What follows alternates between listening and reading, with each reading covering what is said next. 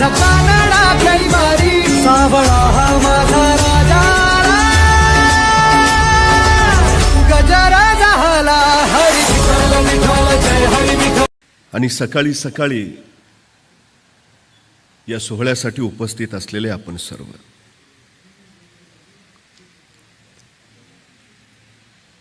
मी येता येता पुण्यात महात्मा फुले मंडईच्या तिथं होतो. ड्रायव्हरला सांगितलं गाडी आत पार्किंगला लाव. तो गाडी आत लावायला गेला म्हणून मी बाहेर उभा राहिलो. तिथे एक गजरेवाला गजरे विकत होता. साहजिकच माझं त्याकडे लक्ष द्यायचं काही कारण नव्हतं, पण त्याची बोलण्याची विशिष्ट जी पद्धत होती, त्याचं गजरे विकण्याचं जे कौशल्य होतं, त्याच्यामुळं साहजिकच मी त्याच्याकडे आकर्षीला गेलो. तो गजरे विकताना असं सांगत होता, ओ ताई गजरा घ्या, 1 महिना सुकणार नाही. ओ काकू गजरा घ्या, 1 महिना सुकणार नाही. ओ मॅडम गजरा घ्या, 1 महिना सुकणार नाही. येणाऱ्या जाणाऱ्या महिलांना ते बोलणं ऐकून आश्चर्य वाटायचं. असला कसला गजरा, 1 महिना सुकणार नाही.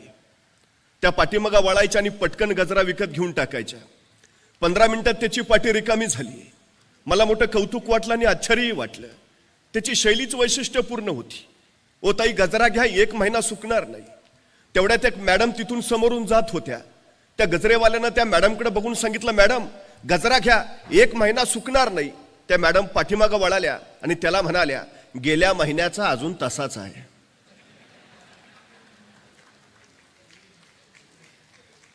मला प्रश्न पडला, शिक्षण न घेतलेला तो गजरेवाला त्याचं कौशल्य महत्वाचं, की शिक्षण घेऊन त्याच्या कौशल्यावर मात करणाऱ्या त्या मॅडमचं ज्ञान महत्वाचं? दोन्ही गोष्टी अत्यंत गरजेच्या आहेत. ज्ञानही अवश्य असायला हवं आणि कौशल्यही असायला हवं. क्षमता प्रत्येक माणसामध्ये असतेच, बुद्धी प्रत्येकाला दिलेली आहेच. फक्त त्याचा प्रत्येकजण कसा वापर करतो याच्यावर त्याचं यश अवलंबून असतं. ही सगळ्यात महत्वाची गोष्ट आहे. मुळामध्ये आपल्यात काय आहे याची ओळख होणं हेच यशाकडे जाणारं पहिलं आपलं पाऊल ठरतं. दुर्दैवानं आपल्यातल्या बऱ्याच लोकांना आपल्यात नेमकं काय आहे याचाच शोध अखेरपर्यंत लागत नाही. त्यामुळे ती माणसं यशस्वी होत नाहीत. ही सगळ्यात महत्वाची गोष्ट आहे. मी अभिनंदन करतो सकाळचं, मी अभिनंदन करतो SP अकॅडमीचं, की माणसांमध्ये जे आहे त्याचा शोध घ्यावा, त्यांना दिशा द्यावी आणि त्यांना मार्गरत करावं आणि यशस्वी बनवावं या हेतूनं हा सगळा उपक्रम ते इथं आयोजित करतायत. ही सगळ्यात महत्वाची गोष्ट आहे. खरं तर आम्ही लहानपणापासून सातत्यानं शिकणं या गोष्टीला अपार महत्व देतो आणि ते महत्वाचंच आहे. खरं तर शिक्षण ही महत्वाची गोष्ट आहे, पण कुठलीच महत्वाची गोष्ट शिकता येत नाही. ही सगळ्यात मोठी वस्तुस्थिती आहे. माणूस जर शहाणा होत असेल तर तो पुस्तकाच्या पानावरच्या ज्ञानापेक्षा अनुभवानं सगळ्यात जास्त शहाणा होतो. ही सगळ्यात मोठी वस्तुस्थिती आहे. त्यामुळे जीवनाच्या प्रांगणामध्ये ज्यावेळी तुम्ही पाऊल टाकता, चालत चालत राहता, टक्केटोणपे अनुभवता, संकटांचा मुकाबला करता, आव्हानांना सामोरे जाता, त्यावेळी तुम्ही जे अनुभव समृद्ध होता, ती अनुभव समृद्धता खऱ्या अर्थात तुम्हाला शहाणी करत असते. ही सगळ्यात मोठी वस्तुस्थिती आहे. त्यामुळे खरं तर या शहाण्या होण्याच्या प्रक्रियेतला हा एक टप्पा आहे असं मानायला आपण काही हरकत नाही. मुळामध्ये सगळ्यांचं अंतिम ध्येय काय? एक प्रश्न त्याहीपेक्षा महत्वाचा आहे. मुळात प्रत्येकानं आपापलं ध्येय ठरवलं आहे काय या प्रश्नापासून आपल्याला सुरुवात करावी लागते. बघतो जमलं तर, करतो बघून, पाहतो काय होतंय का, अशा प्रश्नांच्या मालिकेत जी माणसं सातत्यानं अडकत राहतात ती माणसं आयुष्यात काहीही करू शकत नाहीत. ही सगळ्यात महत्वाची गोष्ट आहे. कुठं जायचं आहे ते पक्क ठरवता आलं पाहिजे. एकदा ते ठरलं की मग मार्ग निवडता येतो. मार्ग निवडता आला की त्या मार्गावरच्या अडचणी शोधता येतात. अडचणी शोधता आल्या की त्याच्यावर कशी मात करायची हे ठरवता येतं आणि त्याच्यासाठी जे जे गरजेचं आहे ते मग मिळवता येतं. ही सगळ्यात महत्वाची गोष्ट आहे. अनेकांना असं वाटतं की माझा मार्ग खडतर नको, तो सुलभ असायला हवा. अनेकांना असं वाटतं की माझ्या वाटेत संकट यायलाच नको. मला पैसा हवाय का? मला पैशानी सारं मिळवता येतं. मला जे हवंय ते मला कमावता येईल. माझ्याकडे फक्त पैसा हवा. म्हणजे माणसाच्या खिशात अर्थ आला की त्याच्या जगण्याला अर्थ येतो. हा साधा सरळ सुविचार आम्ही आमच्या मेंदूवर पूर्णपणे कोरून ठेवलाय. म्हणतो, आणि समाजामध्ये जो उच्च शिक्षित आहे त्याला प्रतिष्ठा आहेच. त्या शिक्षणाच्या जोरावर आम्ही उत्तम नोकरी मिळवतो, नोकरीच्या जोरावर आम्ही उत्तम पगार मिळवतो, आणि पगाराच्या जोरावर आम्ही जीवनातली सगळी सुख हस्तगत करतो. त्यामुळे समाजामध्ये नोकरी, शिक्षण या गोष्टीला प्रतिष्ठा आहेच, याच्याबद्दल अजिबात शंका नाही. पण प्रश्न असा आहे की पूर्वीचा काळ वेगळा होता, कारण उपलब्ध नोकऱ्यांची संख्या आणि ग्रॅज्युएट झालेल्यांची संख्या याच्यात तफावत होती. सुशिक्षित लोक कमी होती, नोकऱ्या जास्त उपलब्ध होत्या. शिक्षणाचं प्रमाण वाढलं तशी पदवीधरांची संख्या वाढली आणि नोकरीची उपलब्धता कमी झाली. नुसत्या पदवीधराला नोकरी मिळेना आणि मग आणखी पोस्ट ग्रॅज्युएट व्हायकडे कल वाढला. त्याच्यानंतर तिथं सुद्धा तीच अडचण सुरू झाली की नोकऱ्यांची उपलब्धता आणि शिक्षितांची संख्या याच्यातली तफावत अति जास्त निर्माण झाली. माणसं मग नोकऱ्यांसाठी भटकत भटकत राहिली आणि मग भाकरीचा चंद्र शोधण्यातच अर्धी जिंदगी बर्बाद झाली. अशी ही उदाहरणं आम्ही जागोजागी पाहायला लागलो. प्रश्न असा आहे की खरं शिक्षण महत्वाचं आहे का? मुळात एक गोष्ट आम्ही लक्षात घेतली पाहिजे, गरजेचंच आहे, पण त्याच्या पलीकडे दुसरे पर्याय आपल्याकडे नाहीत का? त्या पर्यायांचा शोध आम्ही घेतलाय का? नोकरी मिळाली नाही, आता आयुष्याचं काही खरं नाही, आम्ही सरळ सरळ निराश होऊन जातो. पण एक गोष्ट कायम लक्षात ठेवा, ज्यावेळी आपल्यासाठी एक दरवाजा बंद होतो त्यावेळी नियती आपल्यासाठी इतर 10 दरवाजे उघडून ठेवत असते. पण दुर्दैवानं त्या बंद झालेल्या दरवाजावरच आम्ही धडका मारत राहतो, डोकं फोडून घेतो, पण इतर 10 दरवाजे उघडे आहेत त्याचा शोध घेणंच मुळात नाकारतो. ही आमची सगळ्यात मोठी शोकांतिका आहे. आम्ही शोध घेतले पाहिजेत, हा सगळ्यात महत्वाचा विषय आहे. एक प्राचीन मंदिर होतं, देशोदेशीचे भक्तगण तिथं यायचे आणि त्या मंदिराचे ट्रस्टी बदलले. ट्रस्टी बदलल्यावर त्यांनी नवीन नियम काढला की मंदिरात काम करणाऱ्या प्रत्येकाला इंग्रजी हे आलंच पाहिजे, इंग्रजी कंपल्सरी. आता त्या मंदिरात अनेक लोक काम करत होते, इंग्रजी येत होतं असं नाही, ज्यांना इंग्रजी येत नव्हतं त्यांना त्यांनी इंग्रजी शिकण्यासाठी प्रवृत्त केलं. काही लोकांना शिकून इंग्रजी आलं. पण त्याच मंदिरात गेली 30 वर्ष एक घंटा वाजवणारा माणूस होता, ज्याचं काम फक्त घंटा वाजवायची एवढंच होतं. त्यालाही सांगितलं तुला इंग्रजी आलं पाहिजे. 55 वर्ष वयाच्या त्या गृहस्थानं विचारलं, माझं काम घंटा वाजवण्याचं आहे, मला इंग्रजी येऊन काय उपयोग, मला घंटा कुठे इंग्रजीतनं वाजवायची आहे, नाही आलं तरी चालेल की? ट्रस्टीने सांगितलं नाही, नियम म्हणजे नियम, तुला जर नोकरी टिकवायची असेल तर तुला इंग्रजी आलंच पाहिजे. असंच एक अमेरिकेचं शिष्टमंडळ त्याच्या त्या 5 स्टार हॉटेलमध्ये मुक्कामाला होतं. तिथलं व्यवस्थापन नियोजन बघितलं आणि त्या शिष्टमंडळाने इच्छा व्यक्त केली, या हॉटेलच्या मालकाला आम्हाला भेटायचं आहे. आणि मग सगळ्यांनी याला धरून पुढे आणलं.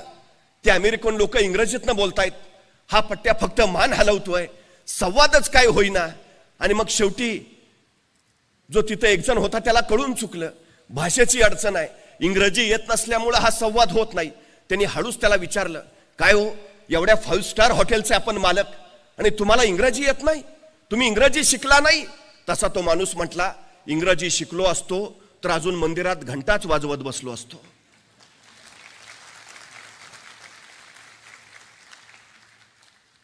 संकट आली म्हणून तर मार्ग वेगळा शोधला ना, अडचणी उभा राहिल्या म्हणून तर नवी वाट काढली ना, एक दरवाजा बंद झाला म्हणून इतर दारांचा शोध घेतला ना.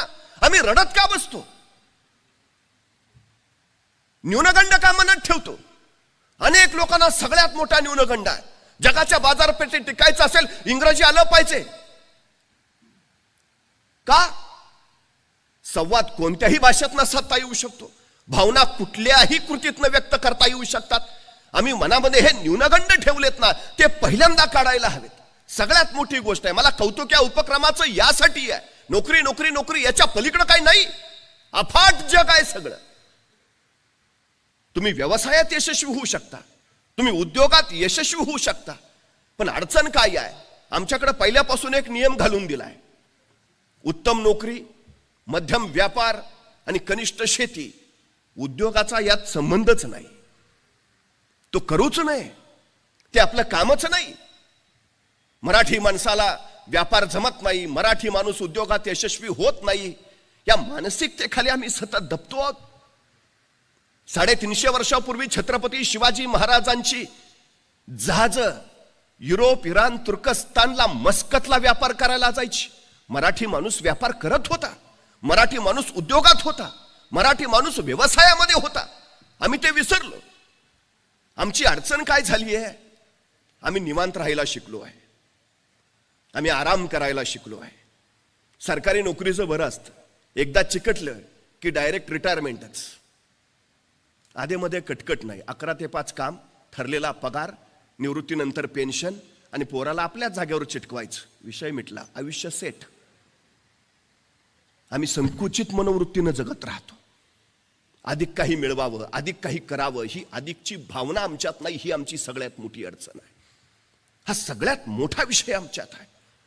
आणि त्याच्याही पेक्षा जर वेगळं काय करायचं झालं तर आमचे आसपासचेच लोक सांगतात, जमणार आहे का, होणार आहे का, त्याचं काय झालं माहित नाही का. मी पहिली गोष्ट सांगतो, ही नकारात्मकता पेरणाऱ्यांच्या कोशातनं पहिल्यांदा स्वतःला बाजूला करा. एसपी अकॅडमीत या, इथं सगळे सकारात्मक ऊर्जा पेरणारी लोक आहेत, तुमचा उत्साह वाढवणारी लोक आहेत, तुम्हाला प्रोत्साहन देणारी लोक आहेत. हे सगळ्यात महत्वाचं आहे. माणसं यशापेक्षा अपयशाचीच भीती जास्त घालतात कुठल्याही नव्या क्षेत्रात उतरायचं झालं तर. आमची सगळ्यात मोठी अडचण आहे. एक जण दुःखी होता, निराश होता, सतत संकट, सतत अडचणी, सतत प्रश्न. एका साधूकडे गेला, मला म्हटलं सुखाचा मंत्र द्या हो, सुखाचा काहीतरी मार्ग सांगा. रोज कटकटी, रोज प्रश्न, रोज समस्या, रोज अडचणी, काही ना काही आहेच. साधू म्हटले, तुला मी सुखाचा मंत्र देतो, फक्त माझं छोटंसं काम करायचं. म्हणे काय? म्हणे शेजारी माझे सगळे उंट ओळीनं बांधलेत, आज रात्रीचा या उंटांना पहारा दे. ज्या क्षणी सगळे उंट झोपलेले तुला दिसतील किंवा बसलेले दिसतील त्या क्षणी तू माझ्याकडे ये, मी तुला सुखाचा मंत्र देतो. त्याला म्हटलं एवढं सोपं काम, तयार आहे. तो लगेच त्या उंटाकडे गेला, रात्रभर पहारा द्यायला लागला. त्याला वाटलं की काही लोक 10ला झोपतात, काही 11ला, काही 12ला, पण 1 वाजेपर्यंत सगळे गाढ होतीलच ना. 1-2 तास थांबावं लागेल. पण 9 वाजले, 10 वाजले, 11 वाजले, 12 वाजले, उंट जागेच.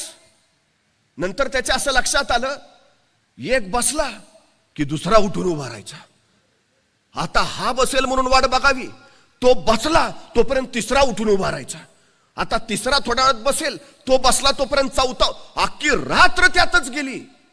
सकाळी साधू त्याच्याकडे गेला, काय रे तू आला नाही सुखाचा मंत्र मागायला? अहो म्हटलं, तुम्ही काय सांगितलेलं?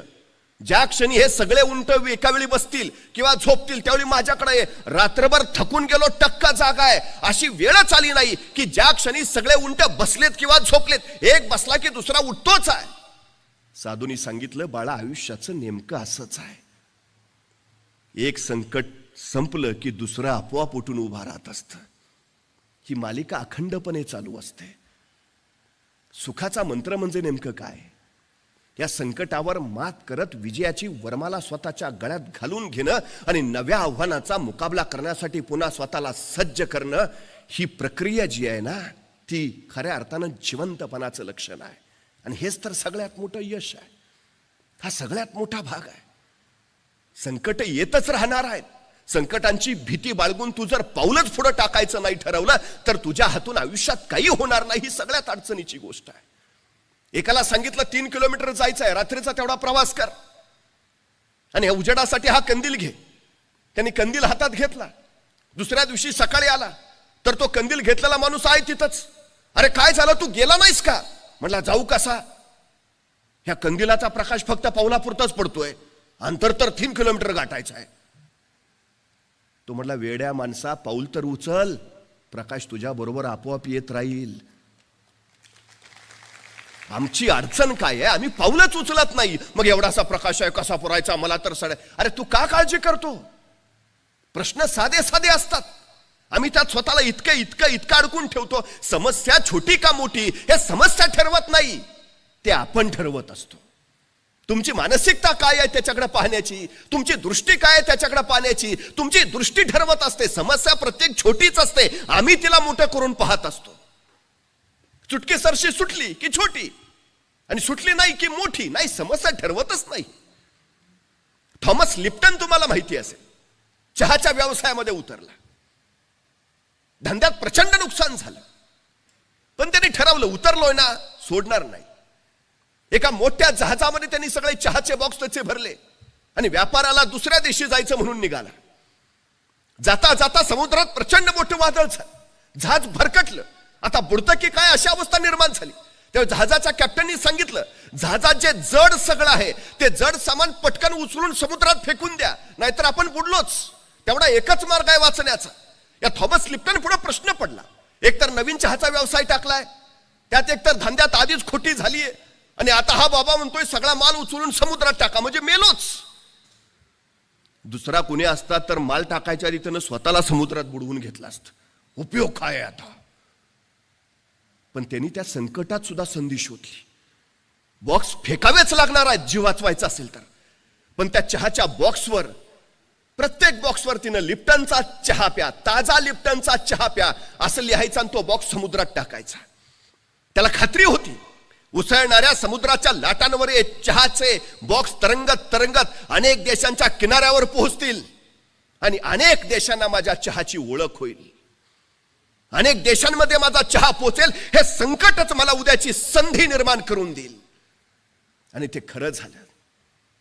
वादळ शमलं, त्यांचं जहाज लंडनच्या किनाऱ्यावर लागलं.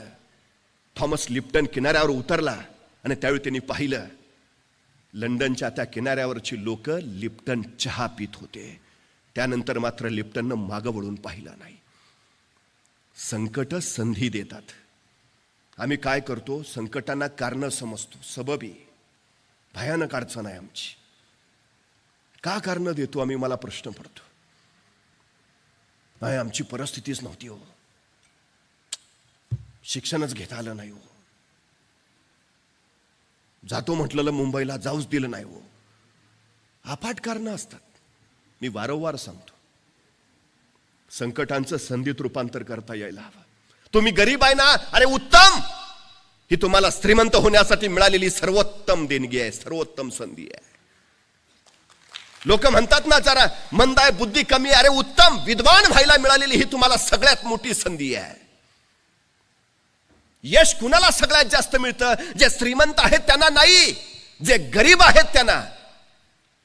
कारण गरिबांना श्रीमंत व्हायची संधी असते, आणि श्रीमंतांना सबबी सांगण्याची संधी मिळते, गरज नसते. मी श्रीमंत असतो तर मग मी SP अकॅडमीला लगेच प्रवेश घेतला असता. वेडायस.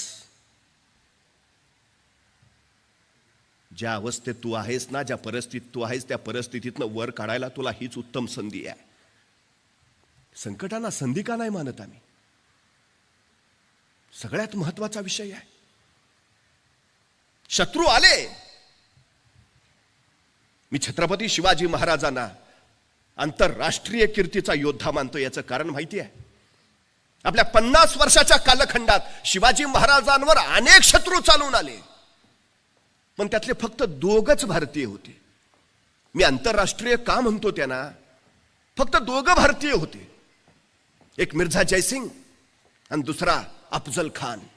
हे फक्त 2 भारतीय, उर्वरित सगळे भारताबाहेरचे होते, परकीय होते, परदेशी होते. आणि महाराजांनी त्या सगळ्या परकीयांचा विरोध केला, सगळ्यांचा पराभव केला. म्हणून जगात त्यांच्या तोडीचा दुसरा योद्धा नाही, जगातल्या सर्वोत्तम योद्ध्यांचा शिवाजी महाराजांनी पराभव केला आहे. पण ज्यावेळी महाराजांच्या लक्षात आलं, हे इंग्रज असतील, पोर्तुगीज असतील, डच असतील, हे समुद्रावरून हल्ला करतायत.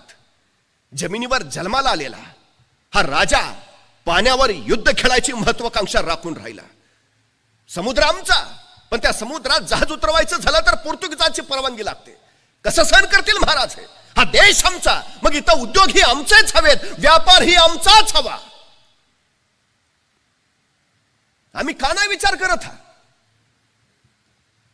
माझ्या महाराष्ट्रात इथं येणारा माल कुठून येतो? तो कोण निर्माण करतो? माझ्या पोरांच्यात क्षमता नाही, माझ्या पोरांच्यात कौशल्य नाही, की माझ्या पोरांच्यात बुद्धी सामर्थ्य नाही? परक्याने व्यापारी म्हणून यावं आणि राज्यकर्ते बनावं अशी अवस्था वारंवार का येते? कारण आम्ही फक्त चाकरमानी म्हणून घ्यायला धन्यता मानतो. नोकरी हा आमचा धर्म बनतो. स्वतंत्र काही करावं, नवं काही निर्माण करावं, ही जाणीव आमच्यात निर्माण होत नाही. याचा फायदा इतर घेतात, ही सगळ्यात मोठी गोष्ट आहे. रिकाम्या जागा आहेत म्हणून ते येतात. ह्या रिकाम्या जागा जर आम्ही भरून टाकल्या तर अडचण काय आहे? समुद्रावर युद्धाची ज्यावेळी वेळ आली त्यावेळी महाराजांनी स्वतःचा आरमार बनवला. कधी भारतीय नौदलात गेला तर नौदलाच्या प्रवेशद्वारावरच लिहिलंय, भारतीय आरमाराचे जनक छत्रपती शिवाजी महाराज. जहाज ती कुठून आणणार? इंग्रजांकडनं विकत घ्यावी लागली. पण इंग्रजांनी उद्या ती देणं बंद केलं तर? जी माणसं स्वतःच्या पायावर उभा असतात त्यांना कोसळण्याचा धोका नसतो. जी माणसं दुसऱ्याच्या खांद्यावर उभा असतात त्यांना सगळ्यात जास्त ढासळण्याचा धोका असतो. उभा राहायचा आहे ना तर स्वतःच्या पायावर उभा राहा.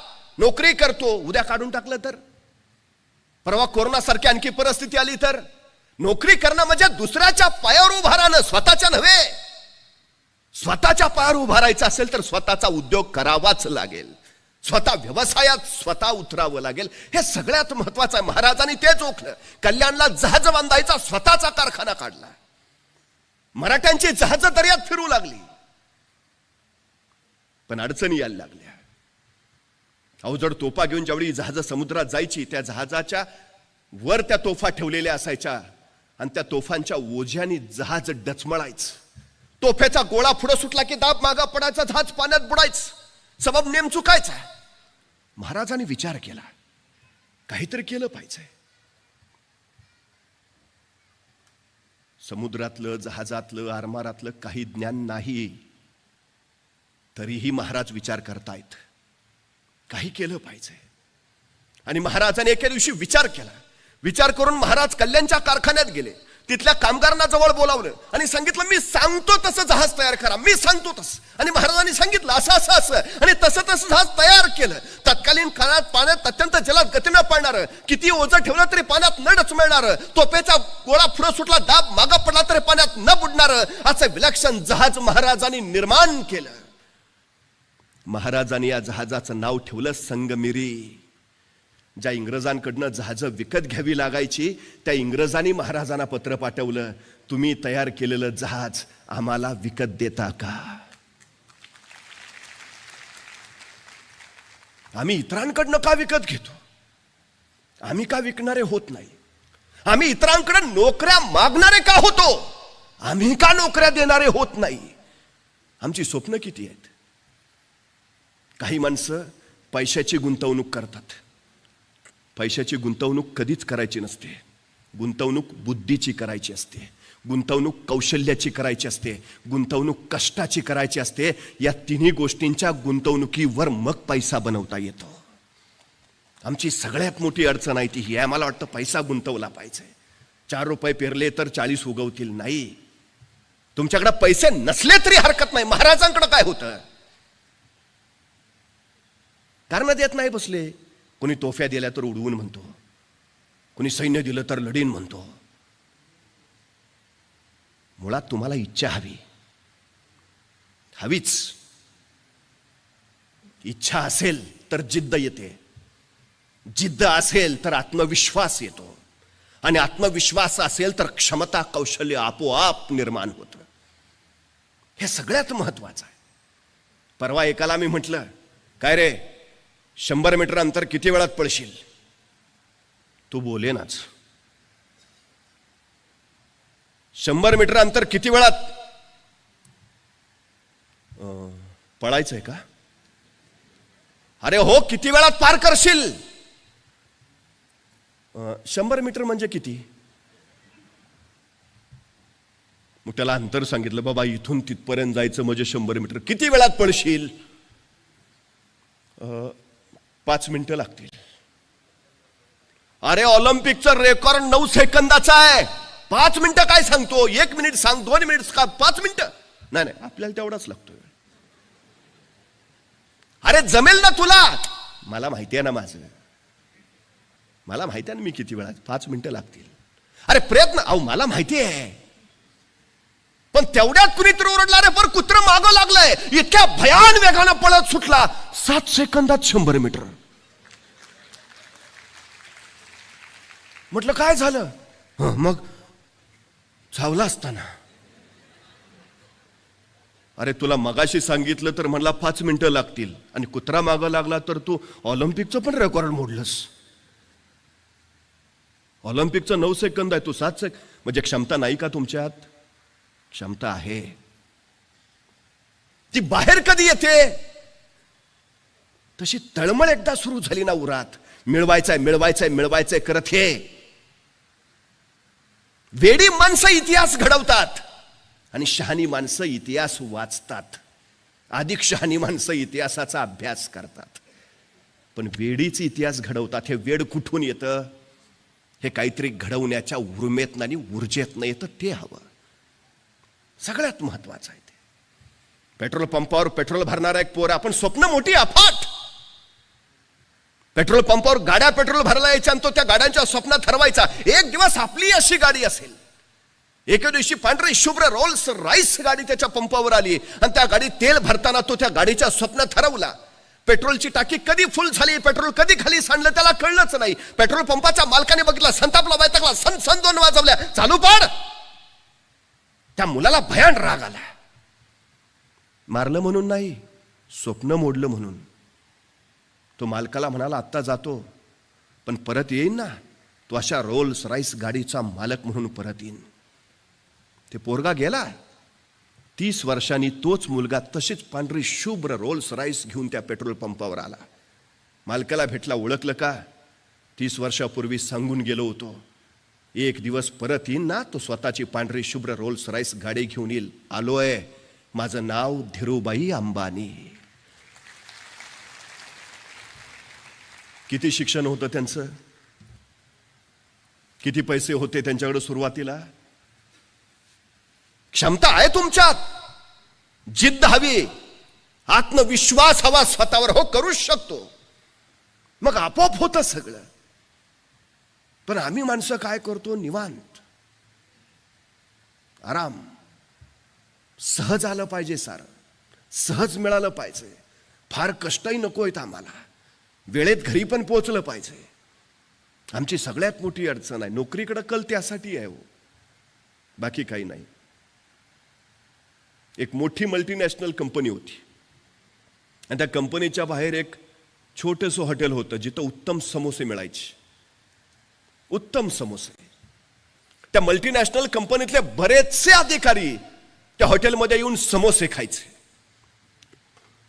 बऱ्याच वर्षाच्या या दिनक्रमामुळं त्या हॉटेलवाल्याची आणि त्या मल्टीनॅशनल कंपनीच्या जनरल मॅनेजरची मैत्री झाली. एके दिवशी दुपारी हे जनरल मॅनेजर आपल्या मित्रांसोबत तिथं समोसे खायला आले. या हॉटेलवाल्यानं त्यांना समोसे दिले आणि सहज जनरल मॅनेजरने विचारलं, काय रे, तुझा मुलगा काय करतो? हॉटेलवाला म्हणाला, काय नाही, आता माझ्या मागे हे हॉटेल सांभाळेल. वेडा आहेस का काय? स्वतःचं आयुष्य वाया घालवलंस या टपरीत, आता पोराचं कशाला आयुष्य वाया घालवतोस? त्यापेक्षा त्याला उत्तम शिकव, उत्तम डिग्री घेऊ दे, माझ्या कंपनीत पाठव, माझ्या कंपनीत नोकरी मिळेल. अरे बघ काय, आज मी क्लार्क म्हणून, तुझं ज्यावेळी हॉटेल चालू झालं इथं त्यावेळी मी या कंपनीत क्लार्क म्हणून लागलो. 20 वर्षात काय बदल झाला? 20 वर्षात मी क्लार्कचा जनरल मॅनेजर झालो. माझा 5,000 वरनं पगार आज 75,000 आहे. आणि तू छोट्या टपरीचं रूपांतर फक्त एका मध्यम हॉटेलमध्ये केलंस. प्रगती बघ, नोकरीमध्ये मान आहे, सन्मान आहे, स्टेटस आहे, प्रतिष्ठा आहे. तुझ्या मुलाला इकडं नको गुंतवूस. हॉटेलवाल्यानं म्हटलं, तुमचा सल्ला अत्यंत योग्य आहे, पण माझं ठरलंय. अरे वेडा आहे का तू? ऐक माझं, माझ्याकडे पाठव त्याला, माझ्या कंपनीत काम देतो, प्रगती करत करत तो पुढे जाईल. तर म्हटलं, नको, आहे ते बरं आहे. मला म्हटलं, साहेब सांगा, 20 वर्षापूर्वी तुम्ही ज्यावेळी या कंपनीत लागला त्याचवेळी मी इथं समोस्याची टपरी टाकली. त्यावेळी माझा रोजचा धंदा 200 रुपये होता. आज माझा या छोट्याशा हॉटेलमधला रोजचा धंदा 20,000 रुपये आहे. त्यातला 10,000 रुपये माझा मी नफा पकडला तर 3 लाख रुपये मी महिन्याला कमावतो. आणि 20 वर्षात तुम्ही किती पगारावर गेलाय? 75,000 रुपयेवर. 2.25 लाख रुपये मी तुमच्यापेक्षा जास्त कमावतो. मला एका प्रश्नाचं उत्तर द्या मॅनेजर साहेब. आता तुम्ही निवृत्त व्हाल जनरल मॅनेजर पदावरनं, मग तुमच्या पदावर तुमच्या मुलाला लगेच चिटकवता येईल का? असं कसं होईल? त्याला डिग्री घेतली पाहिजे, स्वतःचं श्रेष्ठत्व सिद्ध केलं पाहिजे, त्याच्या मुलाखती होतील, सगळं झाल्यावर मग त्याला ती पोस्ट मिळेल. म्हणजे म्हटला, तुमच्या पोराला परत 25 वर्ष शिकलं पाहिजे, परत नोकरीसाठी वाट बघितली पाहिजे, म्हणजे तुमच्या खुर्चीवर तो असा येऊन अजिबात बसणार नाही, म्हणजे शक्यच नाही. माझ्या मुलाचं बरं आहे ना, माझा मुलगा लगेच माझ्या गादीवर येऊन बसेल हॉटेलवर, त्याला गरज नाही काय करायची. सगळ्यात महत्वाचं, तुमचा मुलगा नोकरी लागला तर त्याला परत क्लार्क पासून जनरल मॅनेजर होईपर्यंत धडपडावं लागेल. माझ्या मुलाला मात्र मी स्थिर करून दिलेला व्यवसाय आहे तो त्याच्या हातात येईल, आणि जिथपर्यंत मी कमवून ठेवलाय तिथपासून तो पुढे प्रगती करेल. पुढे आम्ही अधिकाधिक वाढत जाऊ, तुम्ही मात्र निवृत्त होऊन तिथंच असाल. कशासाठी नोकरी? ती तुम्हाला मर्यादित बनवते आणि व्यवसाय तुम्हाला अमर्यादित बनवतो. स्वप्न कशी आहेत तुमची? मर्यादित की अमर्यादित? मुळात स्वप्न बघायला शिकलं पाहिजे. स्वप्नही दोन पद्धतीनं पाहता येतात, एक डोळे झाकून आणि दुसरी डोळे उघडे टाकून. मिटलेल्या डोळ्यांनी बघितलेली स्वप्न सकाळ झाली की मिटून जातात, आणि उघड्या डोळ्यांनी पाहिलेली स्वप्न सत्यात आल्याशिवाय राहत नाहीत. ही सगळ्यात मोठी गोष्ट आहे. स्वप्न बघायलाच हवीत, आणि ती जेवढी मोठी पाहाल तेवढी उत्तम. हे सगळ्यात चांगलं आहे. कष्ट तिथून करायला हवेत. फक्त थोडीशी एक सगळ्यात महत्वाची गोष्ट आहे, आपल्याला असं वाटतं असंच की काय सोपं आहे, अडचण नाही. व्यवसायात म्हणजे काय? पहिला प्रश्न आमच्याकडे असा असतो की व्यवसाय सुरू करायचा तर भांडवल पाहिजे, कर्जाची सुविधा उपलब्ध पाहिजे, कागदपत्रांची किचकट प्रक्रिया आहे, आणि त्याच्यानंतर पुढचे प्रश्न, मग मार्केटिंग, मग बाकीच्या गोष्टी. आम्ही यात सगळ्यात यशस्वी होतो का? मग त्याच्यापेक्षा अशी काही पद्धत आहे का की जिथं आम्हाला आमचे हेतूही साध्य करता येतील, जिथं आम्हाला उद्योजक पण होता येईल, स्वतःच्या पायावर उभाही राहता येईल? आज मला वाटतं SP फायनान्स अकॅडमीने नेमकं ते तुमच्यासाठी उपलब्ध करून ठेवलंय. कारण कुठलाही व्यवसाय करताना सगळ्यात महत्वाची गोष्ट जर कुठली असेल तर तुम्हाला प्रशिक्षण ही अत्यंत गरजेची गोष्ट आहे. नाहीतर काय काय माणसं व्यवसाय सुरू करतात, 3 मित्र एकत्र आले आणि त्यांनी व्यवसाय सुरू केला, म्हणजे आपण रिक्षा चालवू. आता 3 मित्रांनी मिळून रिक्षा घेतली, रिक्षातच 3 बसायचे, पॅसेंजर कुठे बसवणार? म्हणजे काय नाही या उपयोग या व्यवसायाचा. असं करू आपण, आपल्याला टायरचा पंक्चर काढता येतो, आपण टायर पंक्चर काढायचं दुकान टाकू. ह्या 3 मिळून दुकान टाकलं. कुठं? 3ऱ्या मजल्यावर. उपयोग काय? व्यवसायाच्या 2 पद्धती आहेत, एक नवीन व्यवसायात उतरणे एकीकडं, आणि पिढीजात व्यवसाय सांभाळणारे दुसरीकडं. पिढीजात व्यवसाय सांभाळणाऱ्यांकडे अनुभव समृद्धता असते, त्याच्या 2 पिढ्या त्यातच असतात. पण नव व्यावसायिक जे होऊ इच्छितात, नव्यानं व्यवसायात उतरू इच्छितात, त्यांच्या मग हा अनुभव नसतो. अनुभव नसेल तर तुम्हाला सगळ्यात महत्वाचं आहे प्रशिक्षण. त्या प्रशिक्षणाच्या शिवाय तुम्ही यशस्वी होऊ शकत नाही. ही सगळ्यात महत्वाची गोष्ट आहे. हा सगळ्यात महत्वाचा मुद्दा आहे. त्यामुळे हे प्रशिक्षण अत्यंत गरजेचं. संधी कुठं आहेत, कुठला व्यवसाय निवडा, कुठला करावा, दूरदृष्टी ती सगळ्यात मोठी आहे. आमची अडचण काय, मला आठवतं मी ज्यावेळी महाविद्यालयीन काळात होतो त्यावेळी आमच्याकडं प्रत्येक हुशार मुलाला विचारलं काय होणार आहे, इंजिनियर. कुठला? सिव्हिल. पडत गल्लोगल्ली इतके इंजिनियर झाले की ह्यांचीच घरं ह्यांना बांधावी लागली. काळ असतो, लाट येते, आणि त्या लाटेबरोबर आम्ही वाहत जातो. पण असे कुठले व्यवसाय आहेत ज्यांना मरणच नाही, जे अत्यंत गरजेचे आहेत? तुम्हाला माहिती आहे, 25 वर्षापूर्वी जर कधी कुणी म्हटलं असतं पाणी विकत घेऊन प्यावं लागेल तर त्याला वेड्यात काढलं असतं. पण पाणी विकणाऱ्या कंपनीचा मालक आज जगात सगळ्यात जास्त श्रीमंत व्यक्ती म्हणून परवा घोषित झाला. संधी शोधली. अनेक कंपन्या अशा आहेत काहीच नाहीत प्रोडक्शन करत, मॅन्युफॅक्चरिंग नावाचा प्रकारच नाही त्यांच्याकडं, तरी जगातल्या सर्वोत्तम कंपन्या झाल्यात. नवं शोधायची उर्मी हवी, नवं काहीतरी करायची उर्मी हवी. एक गोष्ट लक्षात ठेवा, पैसे असणारी माणसं पैशावर डाव लावत नाहीत, ती कल्पनेवर डाव लावतात आणि पैशाची गुंतवणूक पैसा बनवण्यासाठी करतात. नव्या कल्पना असायला हव्यात, सतत नवीन नवीन नवीन काय चालेल काय चालेल याचा विचार सतत असायला हवा, हे महत्वाचं आहे. एक दुष्काळी वाळवंटी प्रांत आहे, पाऊस पडतच नाही, नव्हे तिथं काही उगवतच नाही. मग त्या लोकांनी करावं काय? आत्महत्या, शेतात काही पिकत नाही, पाऊस पडत नाही, काहीच नाही. पण त्यावेळी एका तरुणाच्या लक्षात आलं, इतर कुठली पिकं इथं येत नाहीत, पण आपल्या देशामध्ये बाबळी मात्र आम्हाप येतात. बाबळी आहेत ना, बाबळीपासून काय मिळवता येईल? काटे, पिवळी फुलं.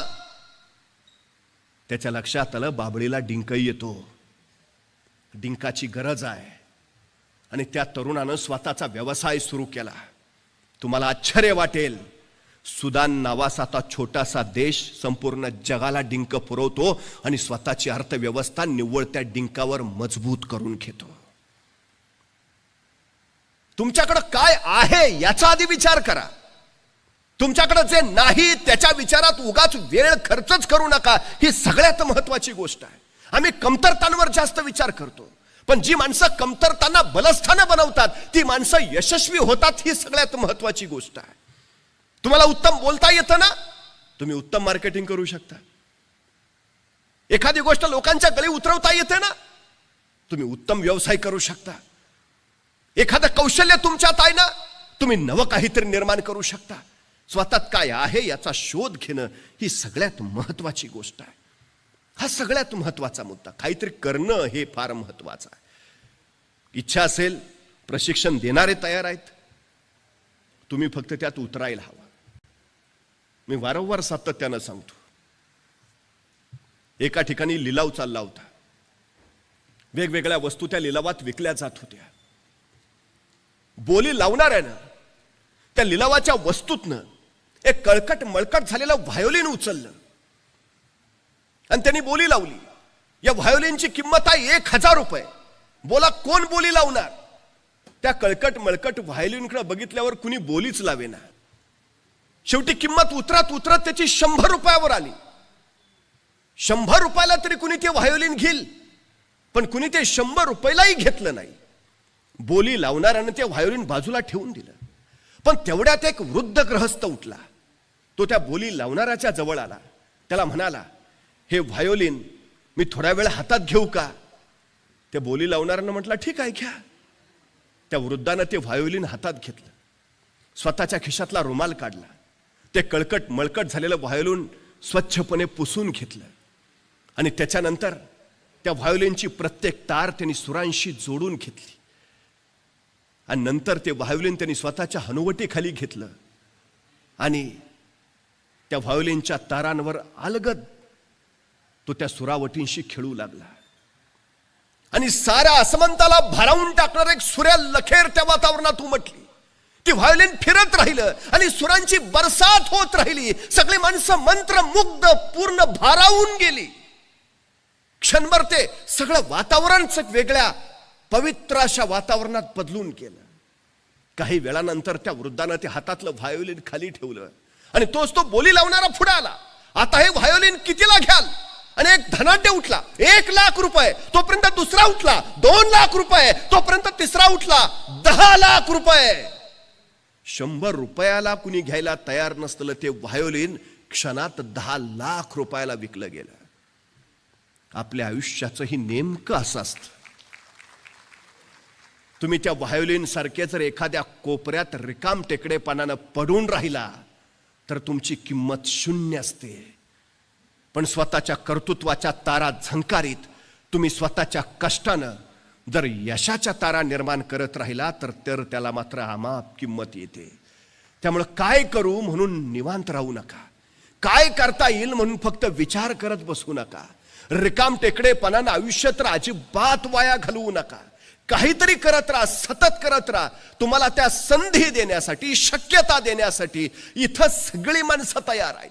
तुमच्यात क्षमता आहे, तुमच्यात सामर्थ्य आहे, तुमच्यात कौशल्य. या त्याला अधिक तजेलदार करत, अधिक धारदार करत तुमच्या त्या क्षमतांचा वापर करून आपल्याला पुढे जाता येईल. ही सगळ्यात महत्वाची गोष्ट आहे आणि निश्चितपणे आम्हाला त्या पद्धतीत जाता येतं. या सगळ्या गोष्टी आम्हाला करता येतात. फक्त एक गोष्ट लक्षात ठेवा, ज्याला पैसा आणि वेळ योग्य पद्धतीनं खर्च करता येते त्यालाच त्याचा परतावा योग्य मिळवता येतो. विनाकारण खर्च केलेला पैसा आणि विनाकारण खर्च केलेला वेळ हे दोघंही तुम्हाला गोत्यात आणतात. ही सगळ्यात महत्वाची गोष्ट आहे. परत हाताशी काही लागत नाही. अशा प्रशिक्षणासाठी तुम्ही खर्च केलेला पैसा, अशा प्रशिक्षणासाठी तुम्ही दिलेले 6 महिने हे उद्याचं तुमचं आयुष्य घडवणारे आहेत. ही गोष्ट पहिल्यांदा आपण लक्षात घेतली पाहिजे. आणि त्या पद्धतीनं आपण काही लोक निर्णयच घेत नाहीत. असे असंख्य अतृप्त आत्मे आजूबाजूला दिसतील. त्याच वेळी विचारलं असतं तर बरं झालं असतं. आता काय उपयोग आहे? त्याच वेळी निर्णय घेतला असतं तर बरं झालं असतं. 25 वर्षांनी सांगून काय उपयोग आहे? वेळ एकदाच येते, क्षण एकदाच येतो. तो अचूक पकडता आला की यश मिळवता येतं. मग तो क्रिकेटपटू असू द्या नाहीतर अभिनेता असू द्या, टायमिंगला फार महत्व आहे. टायमिंग चुकलं की क्रिकेटपटूचा शॉट चुकतो, आणि टायमिंग चुकलं की अभिनेतेचा विनोदी हुकतो. आयुष्याचं नेमकं तसं आहे. टायमिंग पकडता आलं पाहिजे. ही वेळ आहे नवं काहीतरी निर्माण करायची, नवं काहीतरी निर्माण करून दाखवायची. त्यासाठी योग्य ते मार्गदर्शन घ्यायची, योग्य ते प्रशिक्षण घ्यायचे आणि पुढे जायची. ही सगळ्यात महत्वाची गोष्ट आहे. आता काही लोकांना असंही वाटतं, हा ते बघितलं आम्ही SP अकॅडमीचं, हा ते रिअल इस्टेटमध्ये काम करतायत, बँकिंगमध्ये काम करतायत, विम्यामध्ये काम करतायत. मग त्यांचं असं म्हणणं आहे, मग ते आम्हाला असं जावं लागेल, लोकांना भेटावं लागेल. आता हे असलं आम्ही करायचं का? मग घरी कळकटलेलं मळकटलेलं व्हायोलिन म्हणून बस. 100 रुपयाला घेतील.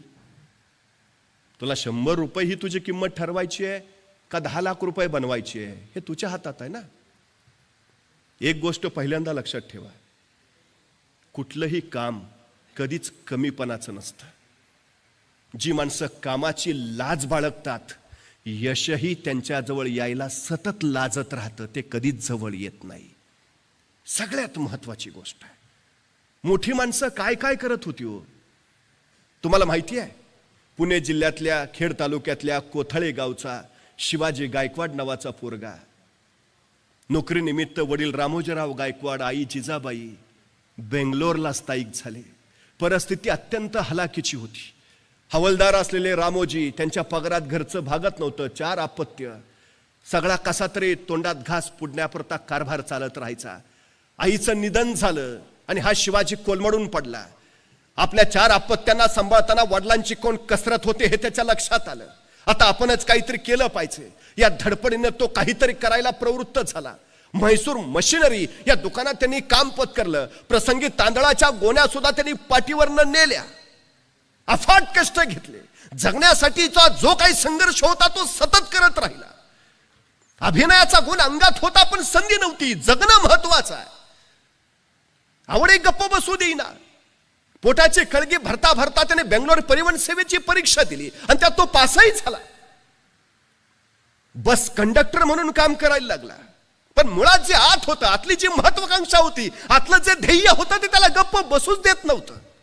तिकीट काढता काढता ज्या वेगानं तो तिकीट द्यायचा आणि ज्या नजाकतीनं तो पैसे लोकांच्या हातावर ठेवायचा, ते बघून लोक भारावून जायची. वाह! बेंगलोर परिवहन सेवेच्या हजारो बस असताना सुद्धा माणसं बस स्टॉपवर वाट बघत बसायची. शिवाजी गायकवाड कंडक्टर असलेली बस आली की मग त्यात बस. गर्दी त्याच्या बसला. आणि अशाच एका बसमध्ये बालचंदर नावाचा एक दिग्दर्शक बसला होता. या शिवाजी गायकवाडची नजाकत त्याने बघितली. या शिवाजी गायकवाडचं विद्युल्लतेच्या वेगाने चालणारा चपळपणा त्याने अनुभवला. आणि आपला पहिला चित्रपट त्यांनी या बस कंडक्टरला देऊ केला. शिवाजी गायकवाड नावाच्या युवकानं हा बालचंदरचा पहिला चित्रपट केला आणि हा पहिलाच चित्रपट राष्ट्रीय पुरस्कार प्राप्त ठरला. नंतर मात्र या शिवाजी गायकवाडनं मागं वळून बघितलं नाही. पुणे जिल्ह्यातल्या खेड तालुक्यातल्या कोथळे गावचा हा शिवाजी गायकवाड जवळपास आपलं अलौकिक कर्तृत्व गाजवत चित्रपटसृष्टीत रजनीकांत नावानं पुढे प्रसिद्ध झाला. बसून राहिला असता, गरिबी आहे काय करू शकतो, रडत बसला असता, कसा रजनीकांत झाला असता. तांदळाची गोणी पाठीवर घेताना त्यांनी स्वतःला लाज नाही मानली. म्हैसूर मशिनरीमध्ये काम करता त्यांनी लाज नाही मानली. ध्येयाचं विस्मरण नाही होऊ दिलं. काय व्हायचंय तो झाला. तुमचं ठरलंय ना करोडपती व्हायचंय, तुमचं ठरलंय ना, ध्येयाच्या दिशेनं वाटचाल करत राहा. मी चंद्रावर जाणार, जा बिंदास्त, पण उडी मारून नाही जाता येत. टप्पे आहेत. काय करावं लागेल? अंतर काढावं लागेल. मार्ग निर्माण करावा लागेल. त्यासाठी पहिल्यांदा तिथपर्यंत नेणारं यान बनवावं लागेल. ते यान बनवण्यासाठी पैशाची जुळवाजुळव करावी लागेल. ती जुळवाजुळव करण्यासाठी तुला वेगळ्या उत्पन्नाचे स्रोत तयार करावे लागतील. ते करण्यासाठी तुला आणखी काहीतरी वेगळं करावं लागेल. म्हणजे एखादं ध्येय ठरवलं तर त्याचे हे टप्पे आहेत, ह्या टप्प्यांनीच जावं लागेल. तुम्हाला हे टप्पे SP अकॅडमी निर्माण करून देते. चंद्रावरच जायचं आहे, करोडपती व्हायचं आहे, अब्जोपती स्वप्न पुरीच करायची आहेत. हे टप्पे फार महत्वाचे आहेत. कष्ट करावंच लागेल. यशाला शॉर्टकट नसतो. आणि एकदा यशाची वाट सुरू झाली की त्याला यू टर्न सुद्धा नसतो. ही सगळ्यात महत्वाची गोष्ट आहे. सुरुवात तर करा, चालायला तर लागा, अडचण काय आहे. पण जे कराल ते सर्वोत्तम करा. जे कराल ते सर्वोत्कृष्ट करा. अहो त्यातही प्रचंड मोठेपण आहे. तुम्ही काय करता याला महत्व नाही, तुम्ही कसं करता याला फार महत्व आहे. झोकून द्यावं लागतं, स्वतःला गाडून घ्यावं लागतं. 35 वर्ष अव्याहतपणे शिवाजी महाराज रयतेच्या राज्यासाठी झटत राहिले. तेव्हा लोककल्याणकारी स्वराज्य उभा राहिलं. बुडती हे जन बघून जगद्गुरु तुकोबरायांनी दीर्घ दीर्घ चिंतन केलं. त्यावेळी गाथेचं निर्माण झालं. एडिसननं स्वतःला प्रयोगशाळेत गाडून घेतलं. त्यावेळी जगाला सुकर करणारे अनेक शोध लागले. डार्विननं स्वतःला चिंतनात गुंतवून घेतलं. त्यावेळी उत्क्रांतीवादाचा सिद्धांत मिळाला.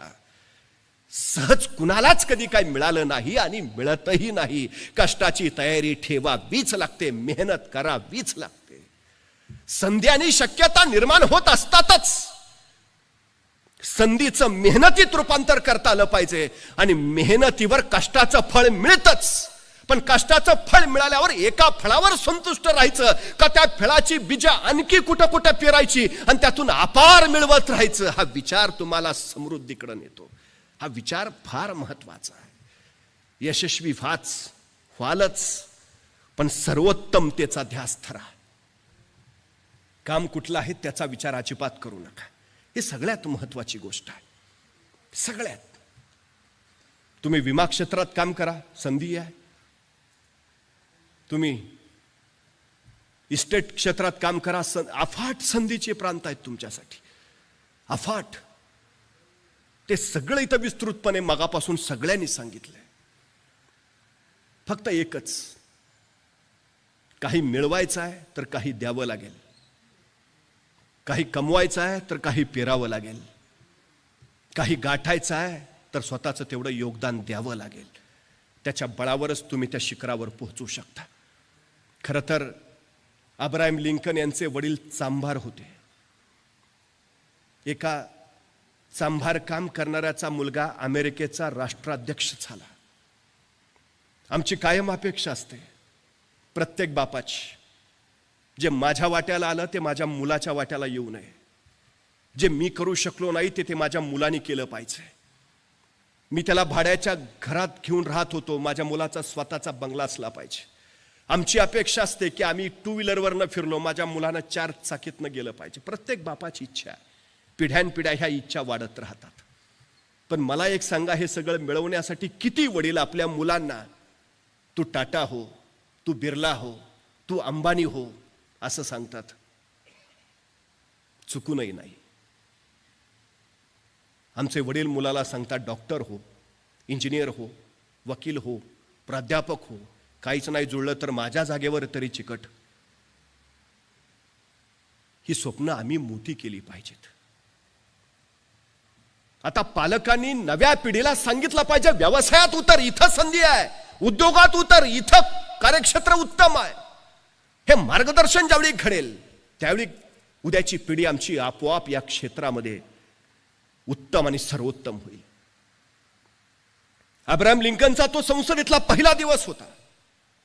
अमेरिकेतले अमीर, उमराव, सरदार आणि राजेशाही, संसदेत असणारी मोठमोठी लोक, यांना मनातनं प्रचंड खंत वाटत होती. एक चांभाराचा मुलगा राष्ट्राध्यक्ष झाला आणि त्याच्या हाताखाली आम्ही काम करायचं. आपल्या संसदेतल्या पहिल्या भाषणासाठी अब्राहम लिंकन उठून उभा राहिले आणि ते बोलायला सुरुवात करणार तेवढ्यात एक अहंकारी संसद उभा राहिला. म्हणला, लिंकन तुम्ही विसरू नका, तुम्ही एका चांभाराचे मुलगा आहात. स्वतःच्या पायातला बूट त्यांनी लिंकनला दाखवला. हा बूट तुमच्या वडिलांकडूनच मी शिवून घेतलाय. सगळ्या संसदेला वाटलं केवढा मोठा प्रचंड अपमान लिंकनचा. पहिलंच भाषण, राष्ट्राध्यक्ष, आणि एवढा घोर अपमान. हे सगळं ऐकलं. अब्राहम लिंकन शांत पुढं बोलायला लागले. त्या समोरच्या अहंकारी सद्ग्रस्ताला म्हणाले, बरं झालं या प्रसंगी तुम्ही मला माझ्या वडिलांची आठवण करून दिली.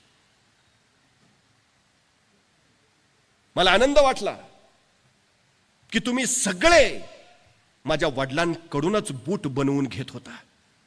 हो, माझे वडील अमेरिकेतले सर्वोत्कृष्ट चांभार होते.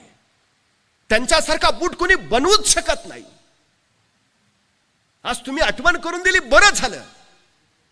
मी माझ्या वडिलांसारखा सर्वोत्कृष्ट व्हायचा प्रयत्न करेन. निश्चितपणे त्यांच्यासारखा सर्वोत्तम होणं मला जमणार नाही, सर्वोत्कृष्ट होणं मला जमणार नाही याची मला जाणीव आहे. पण ते त्यांच्या कार्यात जसे सर्वोत्तम होते तसे राष्ट्राध्यक्ष म्हणून मी माझ्या कार्यात सुद्धा सर्वोत्तम होण्याचा प्रयत्न करेन. आणि वडिलांबरोबर राहताना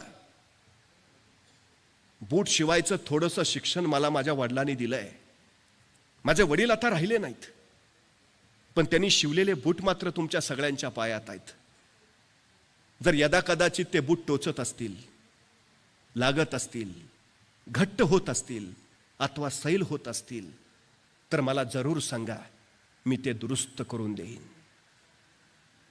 अमेरिकेच्या राष्ट्राध्यक्ष पदावरचा माणूस पहिल्या भाषणात हे सांगतो, कामाची लाज नाही, अजिबात नाही. हो, मी झाडू मारतो, पण मला अभिमान आहे या जगात माझ्यासारखा दुसरा कोणीच झाडू मारू शकत नाही. ही माझी सर्वोत्तमता, ही माझी सर्वोत्कृष्टता आहे. ज्या क्षेत्रात जाल, उद्योग असेल, व्यवसाय असेल, आणखी जिथं जाल तिथं फक्त एक मंत्र लक्षात राहू द्या, इथले सर्वोत्तम होईल, सर्वोत्कृष्ट होईल. विष्णू शास्त्री चिपळूणकर असं म्हणायचे, मी मराठी भाषेतला शिवाजी आहे. म्हणजे शिवाजी हे फक्त नाव नाही, शिवाजी हे फक्त व्यक्तित्व नाही, तर शिवाजी हे सर्वोच्चतेचं परिमाण आहे. मला काय व्हायचं आहे तर माझ्या क्षेत्रातलं सर्वोत्तम, सर्वोच्च व्हायचं आहे. हे सर्वोच्चता म्हणजे तुमचं सगळ्यात मोठं यश. तुम्ही इथं आला आहात याचा अर्थ तुम्हाला उद्योजक व्हायचं आहे. तुम्ही इथं बसला आहात याचा अर्थ तुम्हाला तुमचं विश्व घडवायचं आहे. याचाच अर्थ तुम्ही तुमचं समृद्ध जीवन घडवण्याच्या पहिल्या टप्प्यावर आला आहात.